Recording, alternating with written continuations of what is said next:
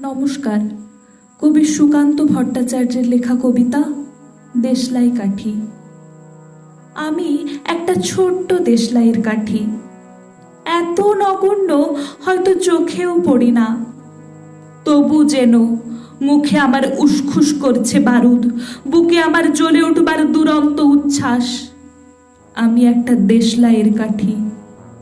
মনে আছে সেদিন হুলস্থুল বেঁধেছিল, ঘরের কোণে জ্বলে উঠেছিল আগুন, আমাকে অবজ্ঞা ভরে না নিভিয়ে ছুঁড়ে ফেলায়। কত ঘরকে দিয়েছি পুড়িয়ে, কত প্রাসাদকে করেছি ধূলিসাৎ। আমি একাই ছোট্ট একটা দেশলাইয়ের কাঠি।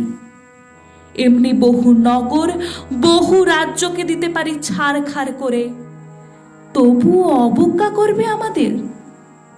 মনে নেই এই সেদিন আমরা সবাই জ্বলে উঠেছিলাম একই বাক্সে? চমকে উঠেছিলে, আমরা শুনেছিলাম তোমাদের বিবর্ণ মুখের আর্তনাদ। আমাদের কি অসীম শক্তি তা তো অনুভব করেছো বারংবার, তবু কেন বোঝো না? আমরা বন্দি থাকবো না তোমাদের পকেটে পকেটে। আমরা বেরিয়ে পড়ব, আমরা ছড়িয়ে পড়ব শহরে, গঞ্জে, গ্রামে, দিগন্ত থেকে দিগন্তে। আমরা বারবার জ্বলি নিতান্ত অবহেলায়, তা তো তোমরা জানোই। কিন্তু তোমরা তো জানো না কবে আমরা জ্বলে উঠব সবাই শেষবারের মতো।